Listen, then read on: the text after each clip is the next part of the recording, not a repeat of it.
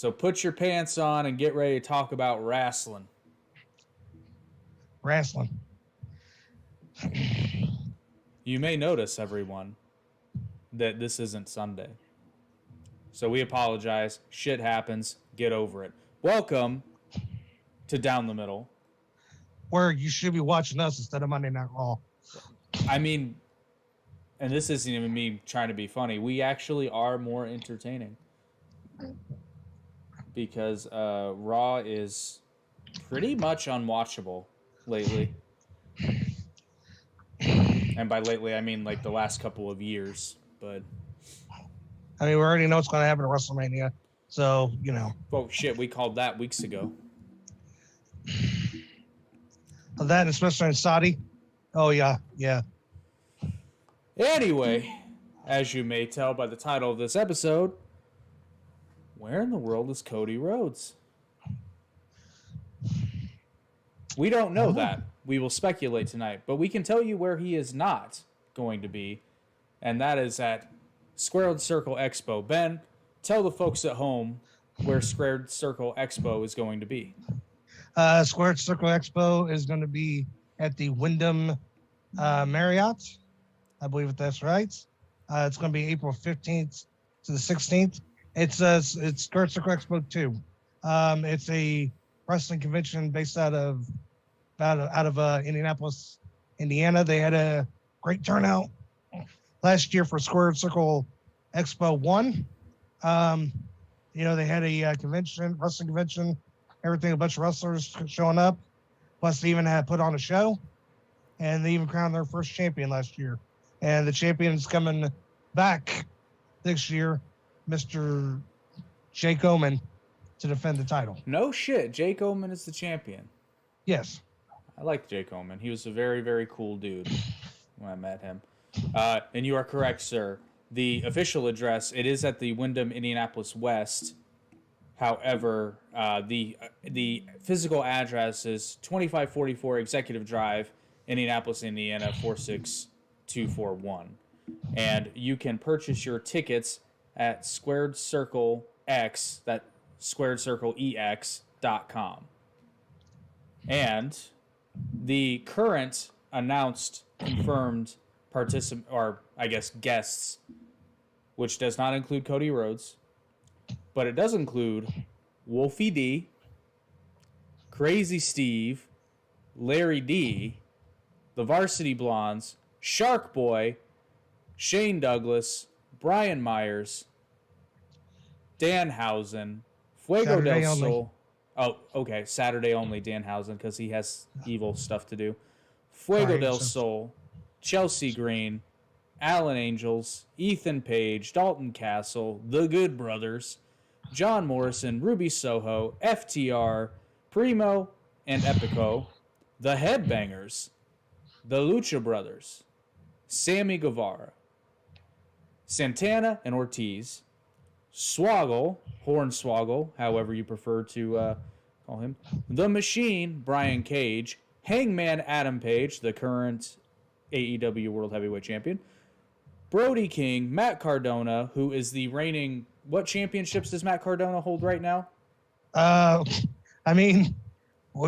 got the AIW Absolute and Intense titles. We got the, his internet title, which he has defended now. So that technically counts as a belt. We have the Impact Digital Media World title.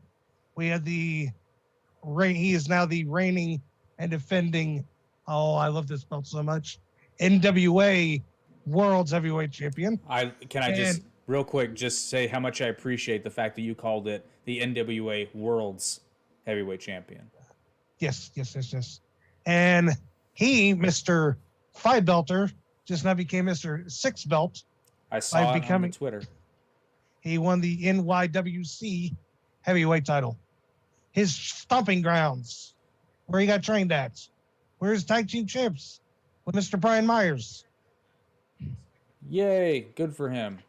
And then continuing the list, we also have featured Carlito, Mickey James, Lex Luger, Rikishi, JBL, Ted DiBiase, Ron Simmons, the Steiner brothers, Jeff Jarrett, the New Age Outlaws, and last but certainly not least, Ricky the Dragon Steamboat. And they will be announcing more guests leading up to the convention, and you can see all of those at the website, which I gave you earlier, squaredcircleex.com. So just think Squared Circle Expo, or you can Google Squared Circle Expo. Like, you can be another lazy millennial and just Google it. Well, I'm happy that they've done this. They're doing this convention here in Indianapolis. Friends of mine went last year. Friends of mine are going again this year. I'd love to go, but you know, some things happen. So I think it's about time. You know, a podcast on there. You should. You should. You know, you guys should. You should write the convention people and say, hey, you know, we should get some wrestling podcasters in there, and we know a really good one. And some of you fuckers have unsubscribed to the channel, you traitorous bastards. I hate you all, and I hope you stub your pinky toe multiple times. How dare you? I don't know what it is. It's actually probably just really old accounts that subscribed to the channel years and years ago, and the accounts probably just fell off. Oh. Probably. I don't know. Because how could you unsubscribe to your 8th favorite pro wrestling? Okay. Oh, no. See, we're moving up because we were 9th 2 weeks ago. Okay. We're getting up in the rankings there. All right. I like that. So, now that we've gotten that out of the way, in all seriousness, we kid, but Squared Circle Expo looks like it's going to be a really cool convention. We highly recommend you go. I don't know if I'll be able to make it, but I'm going to try. Okay. And it is Friday and Saturday, correct? Yeah. Details on the website. I think it's Friday, Saturday, or Saturday, Sunday. I think it's Friday, Saturday. But again, details on the website. So right now, we're going to address, and we have no answers, but we have speculation on where Cody Rhodes is and where we may see him in the near future. Now, I've read several articles claiming that Cody was seen and that there was a video recorded of him at the Performance Center. However, I watched said video, and it was actually from Being the Elite in 2018. So that was bullshit. And it's obvious because he doesn't have his neck tattoo in it. It's like, that's obvious clickbait right there. Yep. But now there are other unrelated reports saying that he was filming some stuff at the Performance Center. However, I cannot verify. I would be very, very surprised if Cody actually returned to WWE. Especially with everything he's done. You know, that's not what surprises me. I mean, because I think Vince would appreciate that to a certain extent, especially since he seems to be on the fuck Triple H bandwagon right now. And it seems like everybody is right now. Not me. I wanted him to get more control. I know, but seriously, give Triple H Raw, and in a year it will be. I'm not going to say it's back to its glory days of the Attitude Era, but it'll certainly be back to the Ruthless Aggression Era numbers. He obviously doesn't trust him because he took it away from him. Yeah, I know, but Vince McMahon is also insane. I'm just saying, this is the same guy who thought it was hilarious that Mae Young gave birth to a hand. You know what's weird? I was actually thinking the same thing. It's hard to justify. I'm just saying. It's tough to justify. It really, really is. I agree. However, I will say this because I've been thinking about this a lot. I'm like, you know, as bad of a decision I think it would be for Cody Rhodes, I think for the wrestling industry, it would be very interesting. Because this might kickstart not another war, but another point in time where you've got companies that are basically trading talent, not trading talent, but this will be the first big name to go from AEW to WWE and not the other way around. Because I know Right. there have been a handful of like lesser known talents that have like they've appeared on Dark a couple of times and then they ended up getting a WWE deal. But there has yet to be a major star who's gone from AEW to WWE. And I'm not disagreeing with that, but my thing is I fear for if he does get signed, how does he get used? What do they do with them? That's what I'm saying. I can't imagine he's going to be utilized to the degree that he was in AEW. And that's my point. Now I hope I'm wrong, but I just can't see it. Because all they saw him as was the Intercontinental United States type guy. Yeah, and this is before they saddled him with Stardust. Right? But even then it's like there's people out there who, how can I put it? Like, let me use Austin for example. Okay.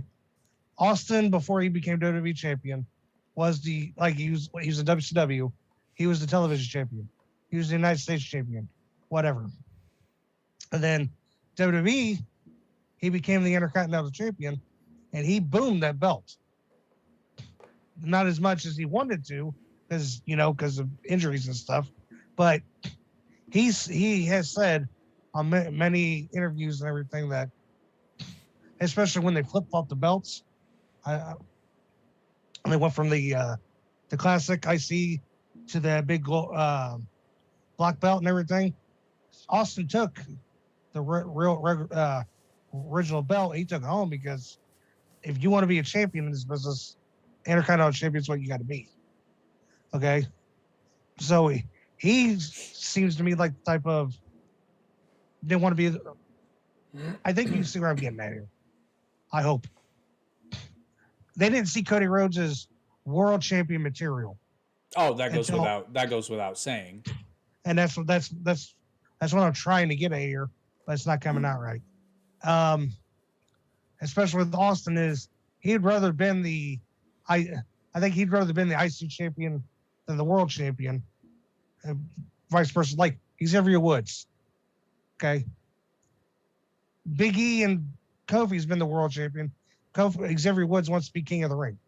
That's what he wants to do. That's his set goal. And with Cody Rhodes, when he left WWE, he got his founding mark because he went to Ring of Honor. He won the Ring of Honor world title and everything else. He doesn't need to go back to WWE. No, he won the NWA World's Heavyweight Championship. Yes.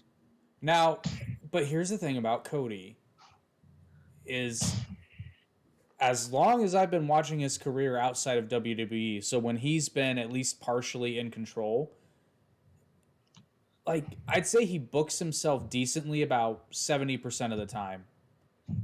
But he does some really goofy shit sometimes. And the biggest example that I can see is the stipulation where he could not compete for the world title. Like, that was goofy. And that was all him, from my understanding. But he was trying to show that, how can I put it? But all the EVPs, and we read about this, that they were trying to show that, hey, we know who we are. We know what star power we got. We don't want to show that we're like with Cody, what the whole thing of the tombstone, the throne and the sledgehammer. They're trying to show that, yeah, even though they have power, that they're not just going to come in and put themselves over as be the top champion of their division. Right, but then Tony Khan said, no, you guys are superstars and you're humble booking, and that's going to stop. I understand where they were coming from, but let's be real here. all the EVPs were some of the biggest stars in wrestling at that point in time. And to a degree still are. Well, no, they still are. The Young Bucks are still one of the best and most popular tag teams in professional wrestling. Kenny Omega is still one of the best and most popular wrestlers in wrestling today. Cody Rhodes was until he managed to make the audience unintentionally hate him and his wife. But again, that's him.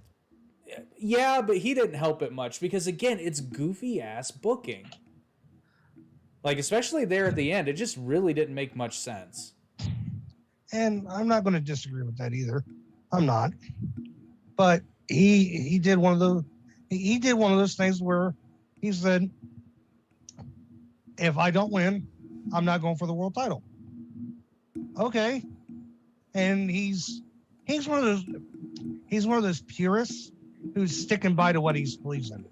Well, right, because he was a baby. Now, here's what I would love to see happen is that this is all a work and that Cody's just taking some time off and he comes back after rumors abound that he signed with WWE, right?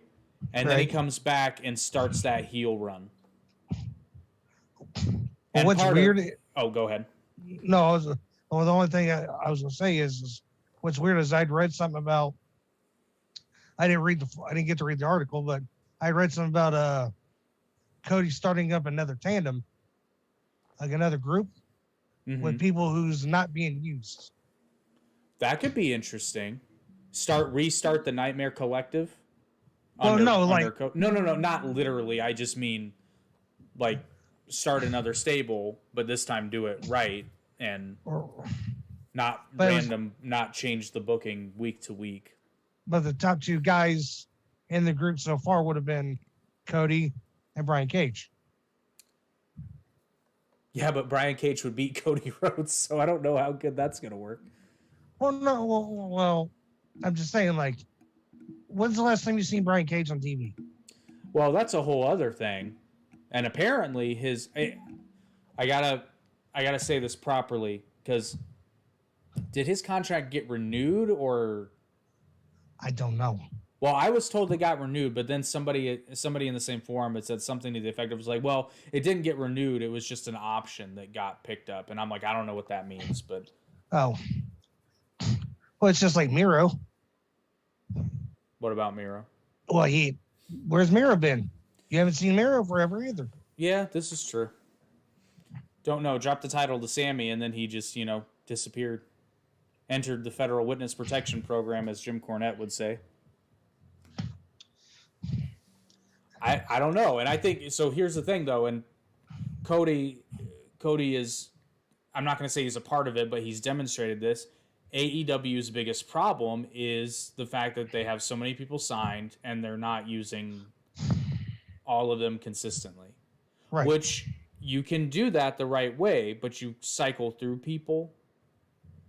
But I mean, you have 4 shows. I know, but those bottom 2 shows are more of trying to show off the indie guys. Right, I know. I understand that. But I guess my point being, and I'm not shitting on Hook because I love Hook, but like, Hook didn't necessarily have to debut. I understand why they did it. So this is probably kind of a bad example, but Hook didn't necessarily have to debut on Rampage. Now again, I understand why they did it. So that's a bad example.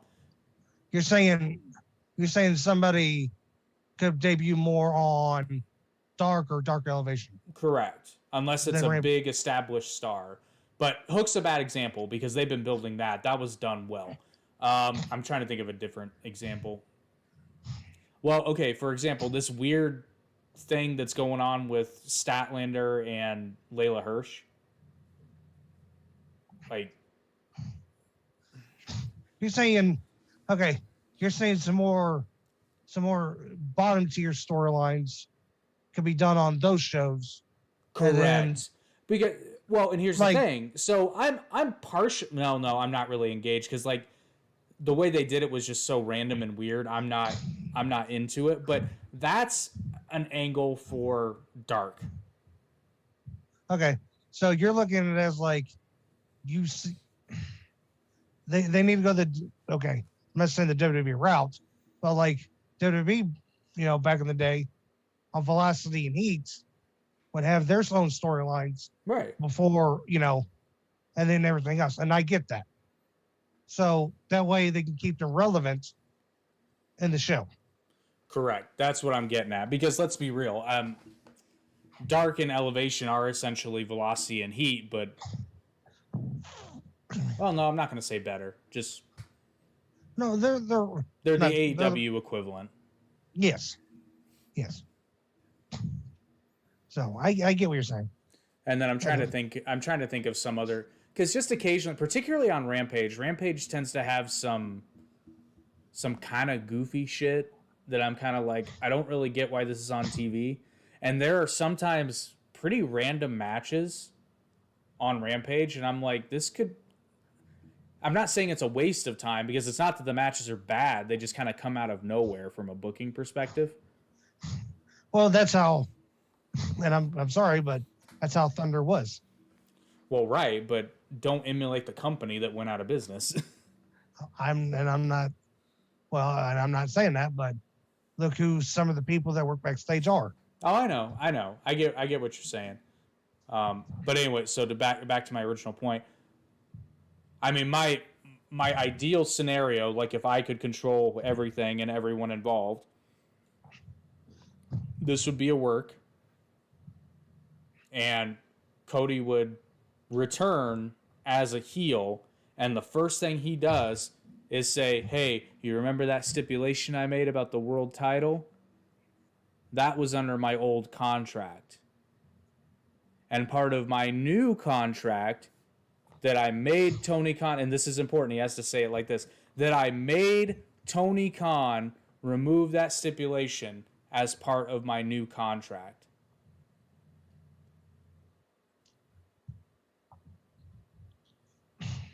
And it really doesn't matter who the world champ is at that point.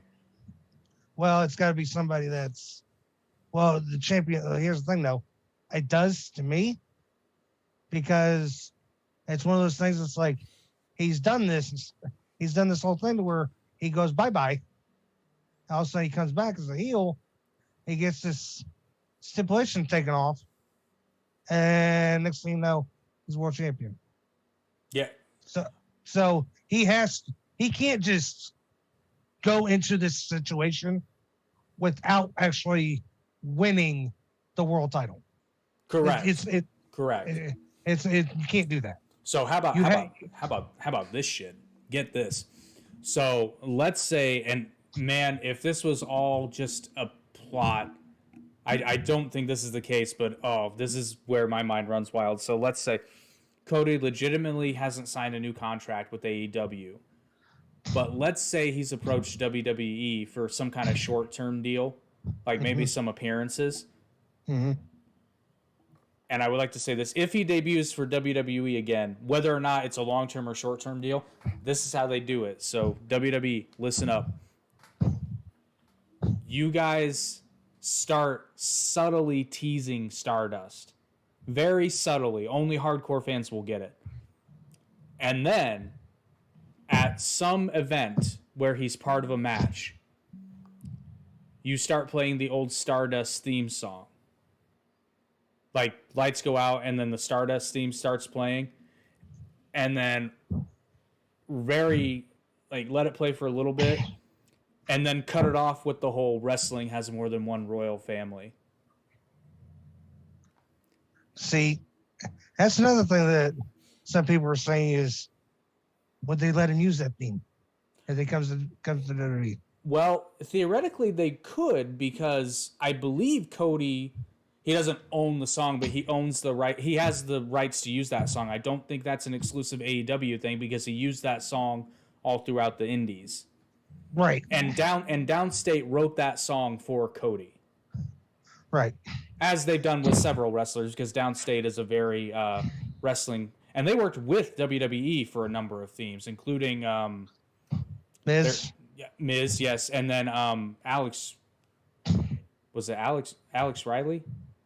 Yes. Yes, and there's more that I just can't think of. Well, right now, they redid Matt Cardona. Well, can't say Matt Cardona.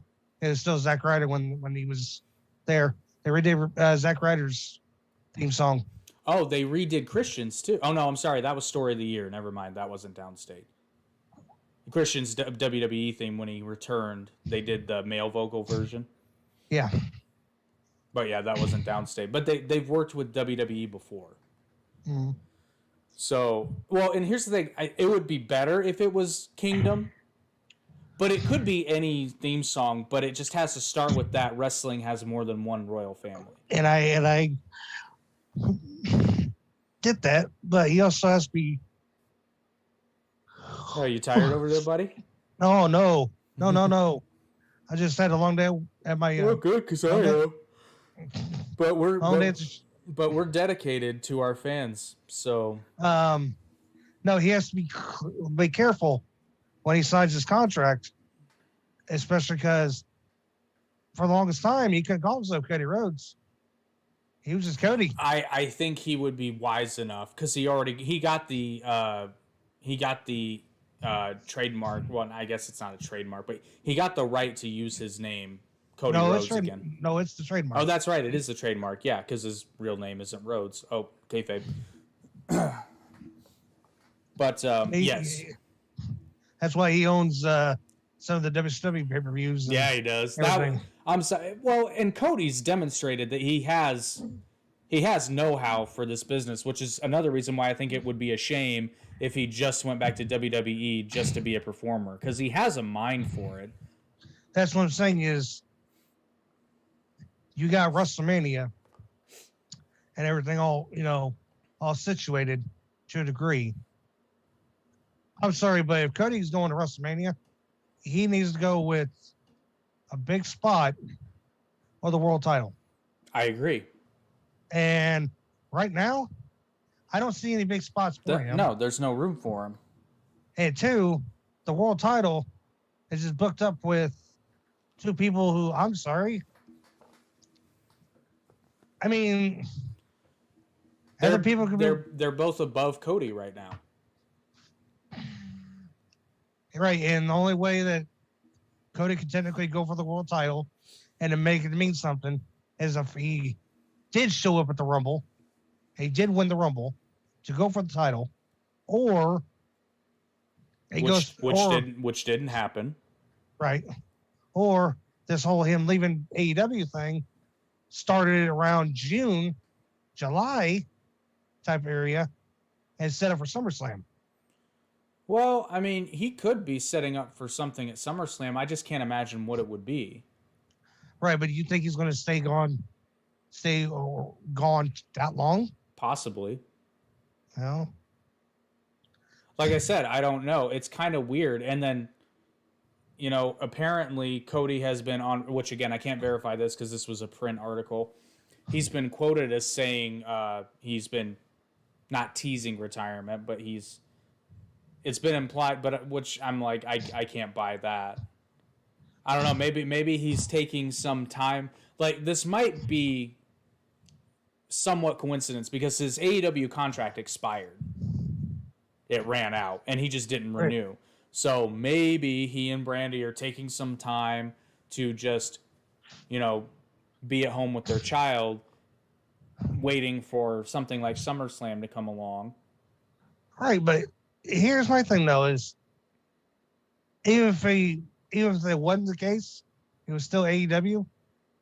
Brandi was in the middle of something, and then with Dan Lambert, and then all of a sudden they had to go bye-bye, and they have to go another route. Well, I mean, I'm not trying to shit on Brandi, but I mean that's kind of what Brandi Rhodes angles do. Well, they just kind of disappear. This goes back to when we were talking about AEW has too many people. Calm down on it. Oh, we got a commenter. Welcome to the show, Jason. And Jason says Cody will return to AEW March 30th in South Carolina. May I, not that I doubt you, because that would be really, really cool.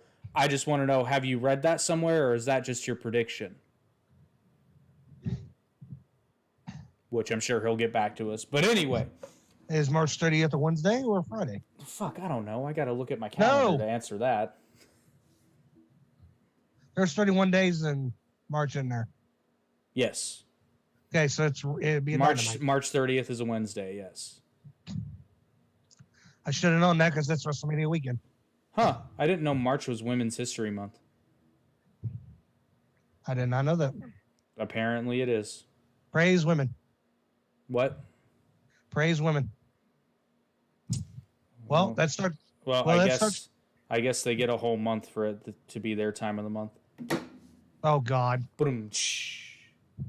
Well, that starts tomorrow. Ah, damn it. Anyway, while we're waiting on Jason to... oh, there he is. Oh, it's just his guess. I mean, it's as good a guess as any. Well, we'll take it. Yeah, I mean, we'll see. We'll hold you to that, Jason. If you're right, tell you what, Jason, I'm going to make you an offer right now, which you don't have to do anything, but, well, I'm going to ask one favor. If you have not subscribed to the channel and liked the video yet, go ahead and do so. And if you are correct, sir, if Cody does return to AEW on March 30th on Dynamite, I will send you a free down the middle t-shirt.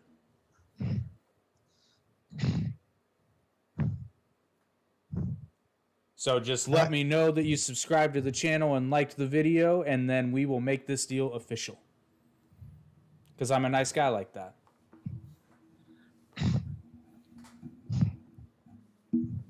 Anyway, Ben, where do you think Cody is going to go? Because I feel like I'm coming up with all these theories. No. I mean, I'm not disagreeing with any of that because it's just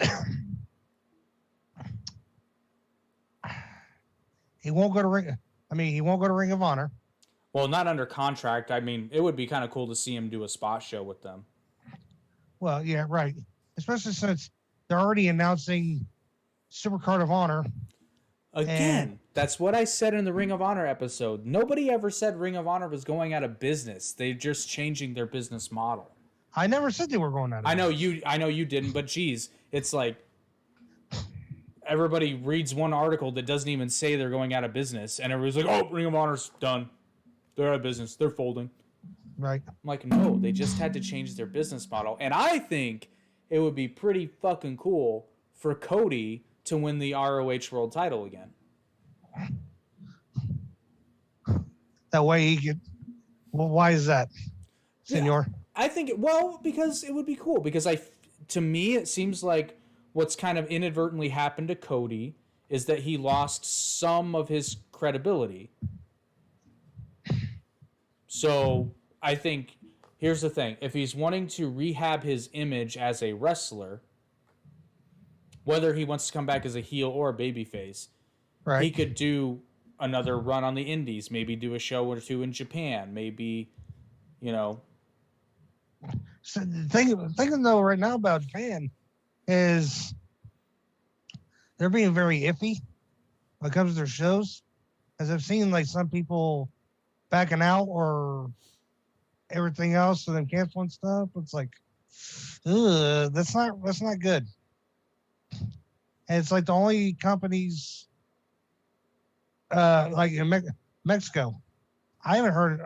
Have you heard anything since Trivomania or nothing about them? Oh, in Mexico? No. Well, here's the problem. Like, I try to watch AAA, and I can never find it, even though their website says, watch us here. Oh, and by the way, Jason has taken me up on the offer. Thank you for liking and subscribing, my friend. Good to have you on the show. Well, not on the show, but you know what I mean. Thank you for watching, because we love all of our fans. And I'll have to make a note. If Cody does return, just hit me up on my Instagram with your information, and we'll get that shirt to you. We will do that. Yes, we will. Might even sign it. Well, that's work. Tell you what, if you want it signed, or if you just want the shirt, just let us know. Our signatures aren't worth anything yet because we're only your 8th favorite wrestling podcast. Don't worry. We'll be up there. We're going to get to number 5 in like a couple years. Couple years? I'm being cautiously optimistic. I was just going to say we'll get up there to Conrad. We'll get up there. We'll get up there, Conrad. Make money with Conrad.com. Title chase. Oh, God. And speaking of which, I am refinancing my mortgage, but not through Conrad. So. Oh. Be all right. Man's got money. Yeah, he'll be fine. Plus, he's related by marriage to Ric Flair. I think he'll be fine. As I say, yeah, look who his father-in-law is. Woo! Do you think he let out a woo at his wedding? Because I feel like you'd have to. Who, Conrad or Ric Flair? Well, either, but Conrad specifically. I'm sure he did as respect. Oh, you have to. It's like I now pronounce you man and wife. Woo! I don't think he would. Have you noticed that Ric Flair's woo isn't actually all that good? Here late, no. I mean, has it ever really been all that great? That woo off that he did with Kurt Angle wasn't very good. Okay, yeah, that's true. That's true. But Jay, I'm gonna catch some flack for this one, but Jay Lethal's woos are better. They are. Have you heard the story about that? No, but do enlighten me. Okay, there's a story, and this is before Kevin Owens this is when Kevin Owens came in Steam, and he was doing his show for High Spots, and Jay Lethal talked about how at one TNA house show, sorry, just TNA house shows. No, trust me, I know, I've been to a couple. Does that mean one of the ones that was taped and just wasn't used? No, these were legit house shows. These were, oh my God. That bad, huh? Well, no. Like the first one I went to, I'll go back to my story. First one I went to was good and everything. But big turnout and everything else. Buddy of mine got shoulder blocked by AJ Styles. Oh, it was tremendous. It was tremendous. Tremendous. Second one is in a bigger building, and it was less tremending. They could have just put everybody up there against the ring to make it look like it was actually sold out. It's not like an ice hockey rink. And the main event of the first one was Kurt Angle defending the world title against Samoa Joe. And some lucky fan got to walk out with Kurt Angle that night with the world title on his shoulder. I'm like, okay. And the second show was Samoa Joe and AJ Styles, because they announced the first time ever them teaming up against, I think Bobby Roode, and I think it was Beer Money. I think. But what was I saying? Sorry, I was talking about something. Oh, Jay Lethal, Ric Flair, house show. He apparently he'd be like, he talks about how he's yelling for Jay Lethal, wondering where he's at, and they're like, yeah, Flair's looking for you, and Flair would bring one of his friends in. He'd be like, give the invitation, and he'd just do the whole invitation and everything. He'd walk out the door and he'd be like, kid does me better than I do. Well, apparently, too, while we're talking about Ric Flair impressions, I had heard a story, as recounted by the Good Brothers, that the first time that Ric Flair heard AJ Styles' Ric Flair impression, he was offended. But then even admitted, he's like, that was pretty good. Because I guess AJ, I don't think it was the fact that he was doing an impression. I think it's what AJ said. And he was like, hey, listen, like, no disrespect at all, you know, we were just goofing off and having fun. I didn't even know I was being recorded. Not that matters, but then apparently it's like it's all mended and whatnot. But Right. even Rick, because AJ Styles does a fantastic Ric Flair impression. Like it's pretty good. I have not seen that. I need to see that. Oh god, if you YouTube AJ Styles Ric Flair impression, you'll I'm sure you'll hear it. Okay. Well, it's no different than the Good Brothers going on Stone Cold's podcast and doing Stone Cold impressions the whole time. Oh yeah. You know what's funny about that? What's funny about that? You saying that, and then it reminds me of Brock Lesnar doing it. God, I forgot about that. Yeah, just that. I'm like, he goes through it too. I'm like, holy crap! And this is why I love this Brock Lesnar. I will say I do like Brock a lot more now because he's showing a lot more personality than he has previously. He gets to show character. I mean, Brock Lesnar can be a funny dude. No, I'm not disagreeing with that, but he's a good guy. Gets to show character. Yep. It's like Brock. This is how it is to be a good guy. Your run as a good guy in WWE sucked. Well, your first run. Your first run as a good guy sucked. Your good run now as a good guy, amazing. Speaking of Brock Lesnar and hilarity, I want to say it was on Raw, but it's a couple years ago. And apparently, as a joke, they sent R-Truth out to the ring. Oh God. Yeah. to basically, like, I think it was leading up to the Royal Rumble. It was. Okay, yeah. And he's like coming out there and talking. He's like, and I'm going to throw you over the top rope, Paul Heyman. And Brock just loses his shit. And then Paul Heyman's like, I am not in the Royal Rumble match. And he's like, oh, okay, well, I'm not going to do it. Well, yeah. After he finds out Brock Lesnar's in the match, he's like, oh, my bad. Yeah. Like, what? What? Apparently the whole reason that happened is because they wanted to make Brock laugh. Apparently it had been a running thing. People were trying to get Brock to crack up on TV. And it worked. I love hearing Stone Cold talk about how the whole thing he was trying to do was get Taker to crack up and break character. He actually did that at Backlash. Yes, he did. Hey, speaking of breaking character, I know this is all derailed and everything. We all do this. We all talk about that. It's all in fun. I mean, it's what our podcast family does. Right. We derail constantly. Have you ever seen the one with Taker and Rock and everybody trying to get Taker to do the spinneroonie? Yeah.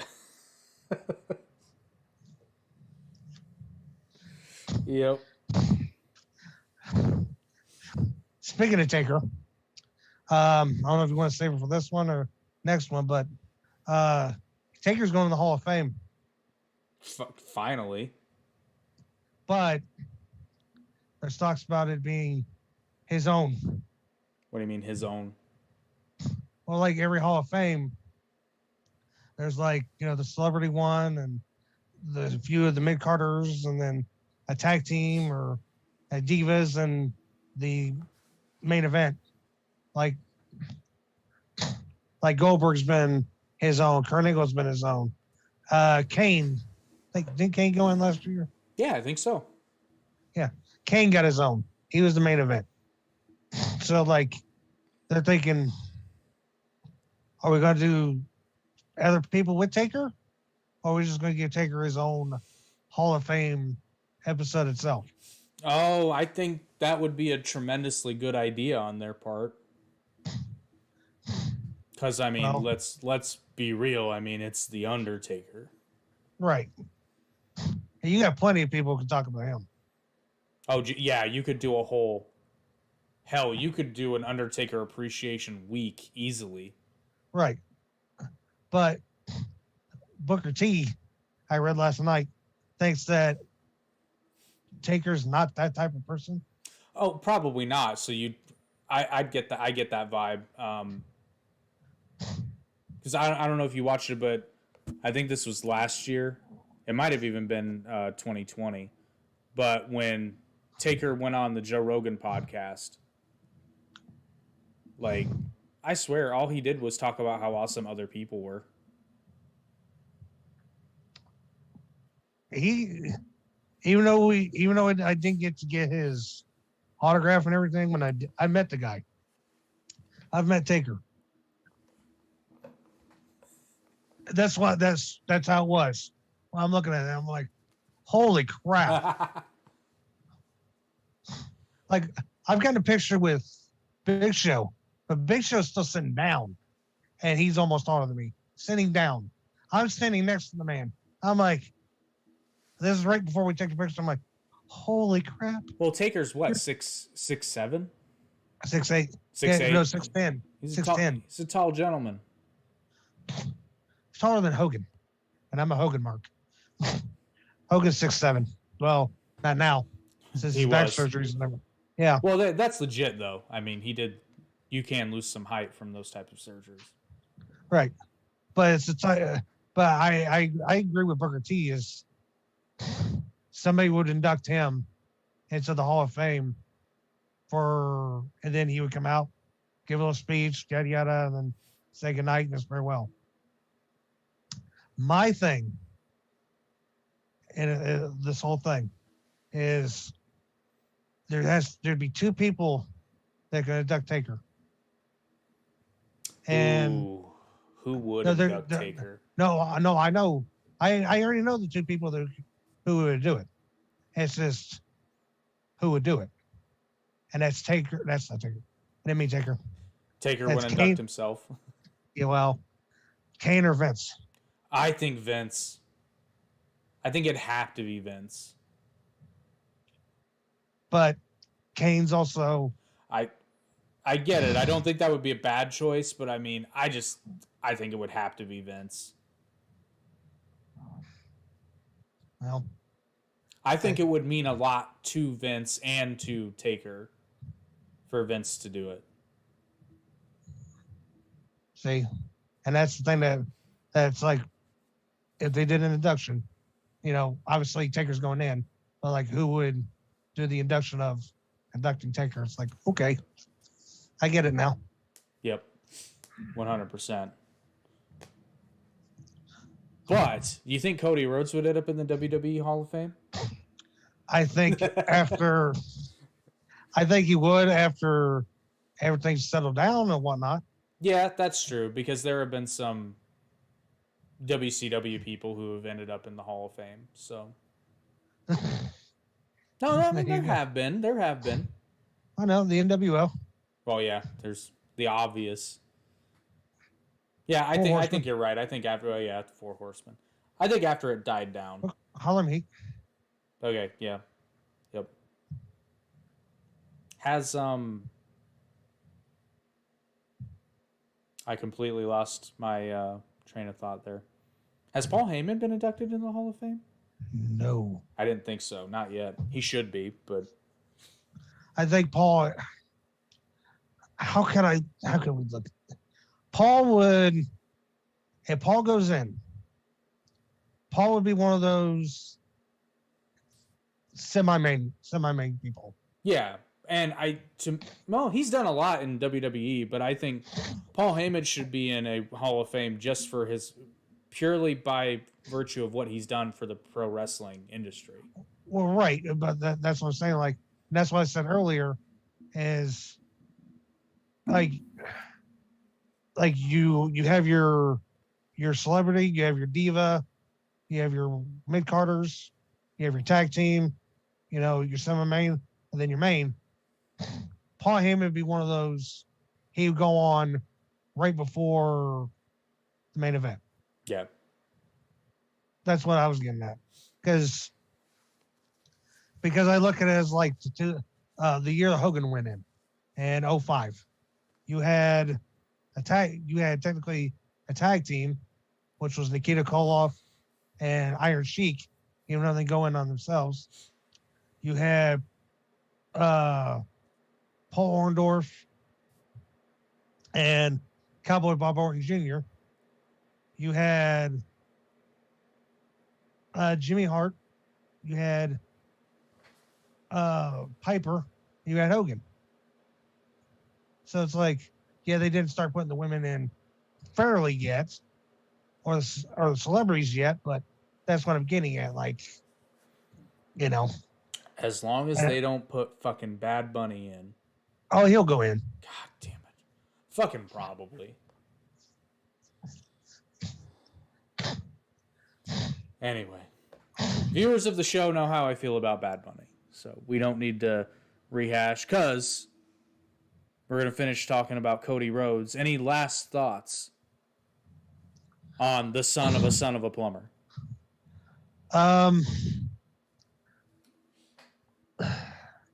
My last thought, he is one of the greatest workers of all time. We know this. You were there the night he won the NWA World's Heavyweight title. And before you keep going, I've said this before and I'll say it again. If you watch the video of All In, it does not do it justice with how unbelievably loud the crowd was. I mean, you could feel it. I mean, it was such a, more so than any other match, it was a big fight feel. The entire place, like, you could feel the sound waves when they were booing Aldis, and then when Cody's music hit, holy shit. That place fucking exploded. Right. And I'll go ahead and say it. I'll say it on record. I think All In may be, if not the best, it's definitely one of the best wrestling pay-per-views ever made. Not made by a company. No, made, period. Right, that's what I'm saying. Like, yeah, there's been actual wrestling pay-per-views out there made by non-company people. Yeah. Like the stuff in Australia and everything. I remember that. And this was done, and all of a sudden, after the show was over, they're like, all right, what's this company going to be called now? Because they automatically knew right there was going to be a wrestling company based out of this. Right. And it happened. It happened a few months later down the road. All Elite Wrestling was born. Yep. 100%. But I mean, I just keep going back to it. Like, there's not a bad match on the card, and there's not even an okay match. Every match is fantastically good. Other than the main event when they cut short. It was still good, but yes, you're right. Well, no. And I'd say, okay, there's one match that I thought was just, I'm not even going to say it was okay. It was still good, but I would have liked for it to have not have been as comedic, and it was Jay Lethal's match. And I'm not disagreeing with that. But at the same time, I understand why they did it, because people enjoy that. It just didn't really it didn't vibe with the tone of the rest of the show. But they had to cut the main event short because I'm sorry, but it was because of Okada and help me out here. Oh, Marty. Yeah, Okada and Marty went a little bit too long. A little bit too long. It was funny though, because after the feed went off, it was funny because the Bucks were talking to the audience in the ring, and I think it was Nick who was like, oh, we just barely made it. We had to beat those guys super fast. I'm like, after Okada's match and Okada and Marty score one done, I was like, oh my god. And all of a sudden weren't they before main event? Yes, I think they were right before the main event. Okay. And it's like, okay. And I'm looking at the time, I'm like, They ain't gonna get much time to. No. I think they all had to come out together. It was still yes, they did. They did. It was still good though. Well, It was still good. I mean, the whole show, like there were no lows. It was all highs. And they were smart because they gave people a type of intermission. one of my favorite matches from that show, besides Cody and Aldis, was Daniels and Stephen Amell. Holy shit. Stephen Amell. I mean, bravo. It was a great match. It was a fantastic match. Crowd was super into it. And Stephen, like, obviously Christopher Daniels was steering that match, but Stephen Amell, I mean, he did fantastic. It was a great match. Why he's not a wrestler, I don't know. He makes too much money doing TV. I mean, I think it legitimately just comes down to money. Doing TV, he's doing heels. That's true. Yes, which is another. God, Heels was really good. I mean, he was the Green Arrow, but not no more. Well, no, show ended, but Right. But like I said, Cody Rhodes is one of the greatest of all time, and he does come from one of the greatest wrestling families of all time. As much heat as that family gets, makes me mad. I don't understand how the Rhodes family gets heat. Look at the Shockmaster. Okay. Touche. But that got ribbed on them because of the way the thing was built. Because they're like, yeah, he's supposed to go through it, but there was a piece of board at the bottom that made him fall over. But here's the thing. Even if he hadn't tripped, he still looked fucking stupid. And Dusty had good ideas. Dusty had bad ideas. Like the Road Warriors turning on Dusty Rhodes. And well, you know, they're not all, but I think Dusty was consistently better good than bad. Well, he had to keep putting himself in the title picture because he couldn't trust nobody else. Look at Ronnie Garvin. I don't know if you know who that is. Oh, vaguely, yeah. Okay. Ronnie Garvin, the Hands of Steel. Yep. World champion for like a month. Then they took the belt back off of him. Kind of like Cody was TNT champion for like a week. Yeah. That whole thing was super weird.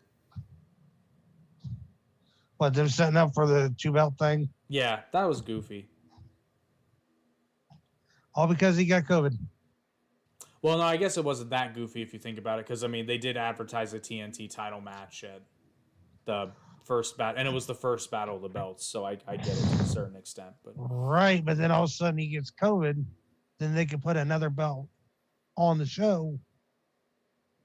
Right, that's what we said. It's like, right. But I get it. Well, any final thoughts on Mr. and Mrs. Rhodes? You think it's because their reality show sucked?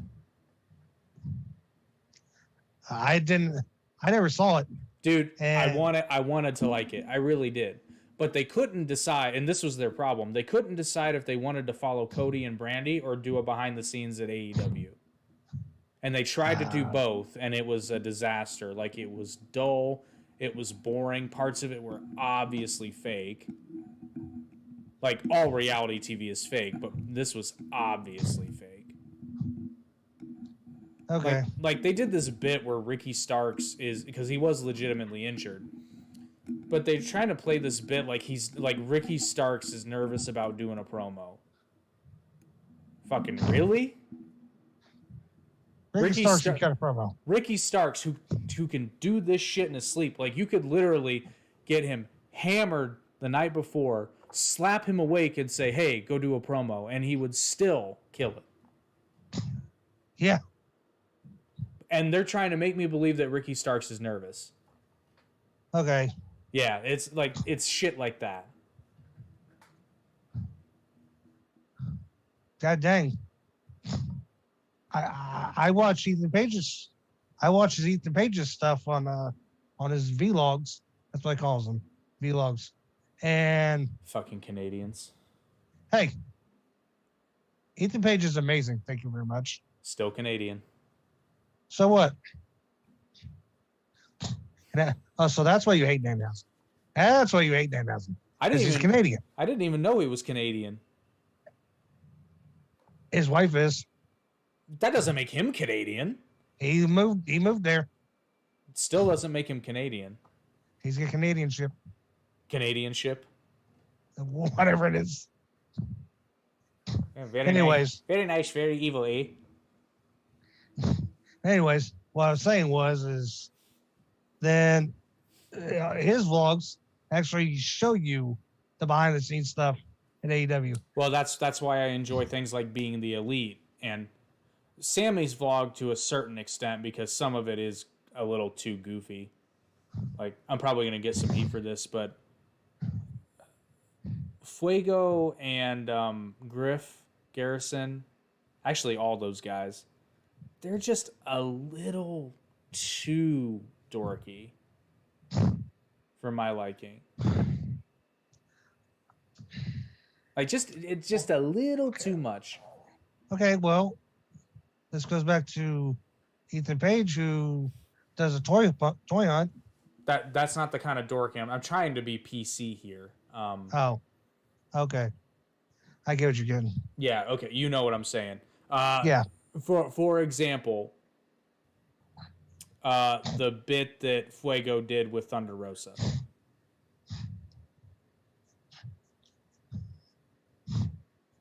Right. Yeah. Fuego, buddy. Don't do that. Just don't. It's not helping you. It's not helping you at all. And I like you, man. I'm not shitting on you. I like you. And as somebody who likes you and wants you to succeed, don't do that shit. It's not helping you. It's only hurting you. Well, I know one thing that's helping your favorite women's wrestler, Sky Blue. Well, she's not my favorite, but what? I seen she's already got a love connection there in AEW, so I'm happy for her. Oh, who? Congrats, Dante. Oh yeah, I can see that. I'm like, I called that shit. I said it before and I'll say it again. I called that shit when I was in the crowd, and I'm happy to say that I was 100% right. How about them two? No, about Sky Blue getting more involved with it. I think she's signed, is she not? Is she all elite yet? Or yeah, she's I thought, yeah, that's right, because I remember we talked about it. Well, I only know this because, like I said, I watch Ethan Page's stuff, and on all the toy hunts that they go on, when she goes, he goes. Yeah. So it's like, okay, and you got Hook who goes with him, and he's got his backpack. He's like, okay. But Cody Rhodes and Brandi Rhodes, whatever they do, we wish you all the best, but I think you're making a mistake. You're right. But I will say, if he does go back to WWE, as long as they don't fuck it up. Well, I don't. So here's the thing: I don't think Brandi would be appearing in WWE, but I think Cody would. This guy? Yes. Oh, that's that's creepy. That's creepy. That's creepy. The first ever LJN figure. Ugh. What? Why is his mouth open? Why is his mouth open? It's just weird. It looks like he's waiting for Fuego. Oh my God.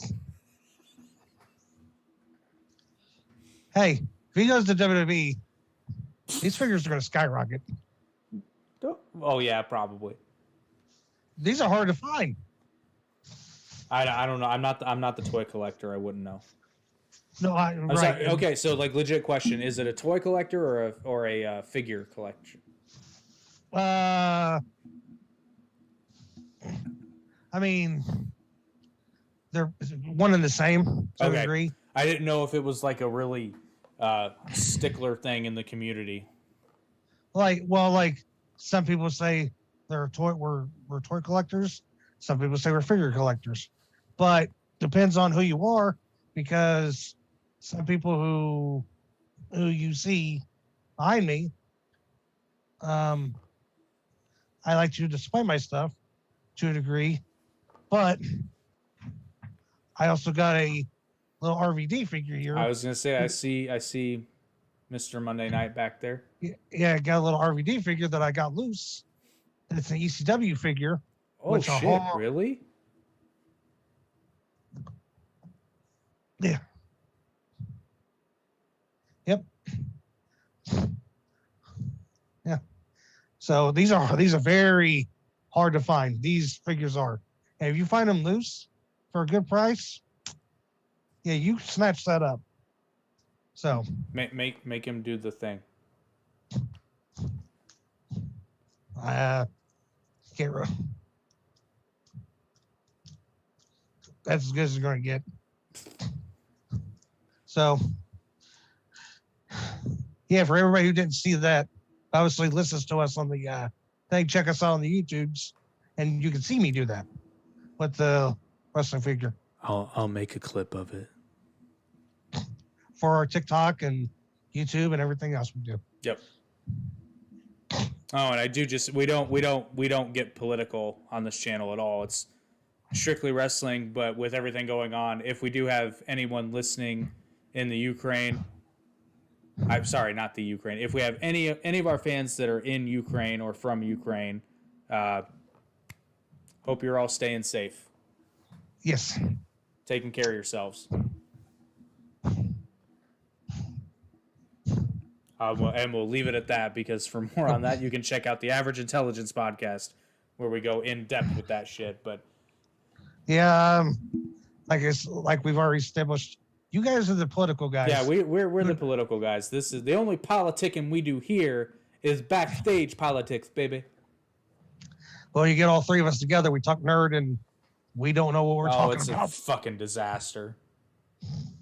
I found our best strategy for when we do nerd podcasts is just have no topic, and then it's gold. Because we go everywhere anyway. Speaking of, we're supposed to be doing a game soon. Yeah, I don't know what's going on with that, so I'll believe that when I see it. Anyway, it sounds like we're derailing, so we'll wrap this up. But I did just want to give a shout out to those in Ukraine and our fans all around the world, because we do, believe it or not, we're international. Yes, we are. People from all across the world listen to this show, and we love and thank all of you. And you know what? All of you stay safe. Yes. Take care of yourselves and each other. That's what Jerry Springer says, and I did not intentionally. It was a happy accident. Oh my God. Yeah. I like that. I realized that halfway through the sentence. I'm like, wait, that's what Jerry Springer says. Don't throw chairs at each other. No. Unless it's a last man standing match. Then it's fine. Oh, God. Sabu. Or unless you're Sabu. Sabu can do it whenever he wants. He's earned that right, damn it. You're right. You know, right there. Right there. Right up there. Anyway. Thank you once again for enjoying this episode of the Down the Middle podcast. As always, you can usually find us every other Sunday. Occasionally, we have to change the day. But if you like and subscribe to the channel and hit that notification bell, you will be notified when we go live. Or when we upload a new clip, or I upload one of my other various videos, because this channel's got a little bit of everything. But you can come for the podcast and stay for the other stuff.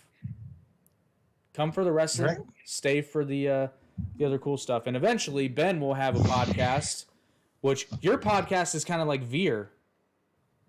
Veer? Yeah. Coming soon? Yeah, coming soon for 2 years.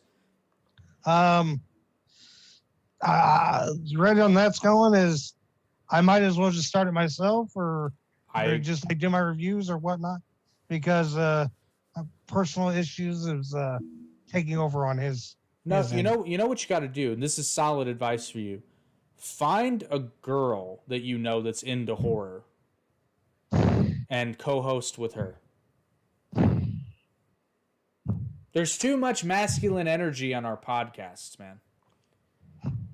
It doesn't sound right when you say it like that. Okay, fine. It's a sausage fest. No, I understand that. But you're just like, just find a girl who wants to. I don't mean like that. I mean to be your co-host, man. Chicks love horror movies. You can find one. If you're watching this and you're a female and you're a fan of horrors and you would like to be part of a podcast, hit up my friend Ben here. He needs a co-host. Anyway. Yeah. This has been the Down the Middle podcast. As Ben alluded to earlier, if you prefer to simply listen to this show, you can. We've made it easy and convenient for you. You can check us out on Anchor.fm, Amazon Music, Spotify, Apple Podcasts, Google Podcasts, not Stitcher. I found out we're on Audible as well. We're on Audible? We're on Audible. Oh. So for all you nerds out there who like to read and shit, says the guy with a bookcase in the background, you can listen to us on Audible for free. So betwixt your readings of Moby Dick and King Arthur, you can enjoy a little bit of lowbrow entertainment. Hey, I like Moby Dick. No, it's right here on the shelf. Oh, okay. It's right there. Okay. Fun fact about Moby Dick. See, this is the extra stuff you come for. There are a lot of people who believe that Ernest Hemingway wrote this book. For some reason. I don't know where that came from. It's Herman Melville, but I've heard more than one person talk about how Ernest Hemingway wrote Moby Dick. And I've always wondered where that came from. Maybe they get it confused with Old Man in the Sea. Was that Hemingway? I don't know. I'm going to fact check that because I'm going to sound like an idiot.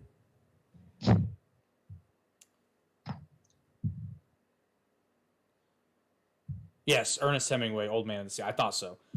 I'm guessing that's it. That's my theory. Literature professors, let me know if I'm right.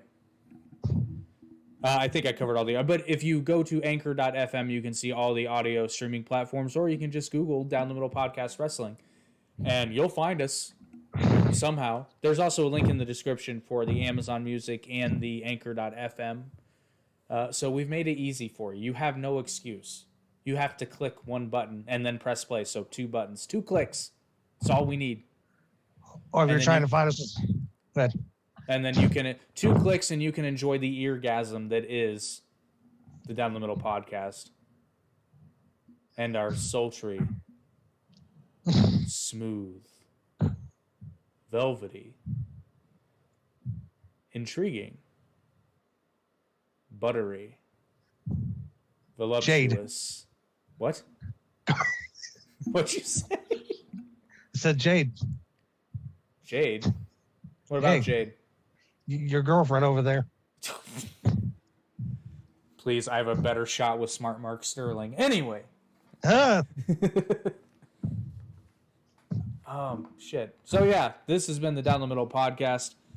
I'm going to bed because I have to work tomorrow because not enough of you assholes have subscribed to this channel or bought. Oh, and also, you can prevent me from having to go to work as often by buying official Down the Middle merchandise, which there is a link in the description for that below. And then, 2, saying a thank you for our show participant, Jason. I will, man. If Cody comes back, we will hook you up with that shirt. We'll make it happen. Yes, we will. In fact, I'm going to see if you do have a YouTube, and I'm going to subscribe to your channel so that I can make sure that I stay in contact because I'm a man of my word, damn it. And if Cody comes back on March 30th, you will get your free shirt. I'll even let you pick the color. Oh, wow. Ooh. Okay, so for real this time, I'm going to bed. Ben, I will see you in a couple of weeks. Goodbye. Yes. And go away.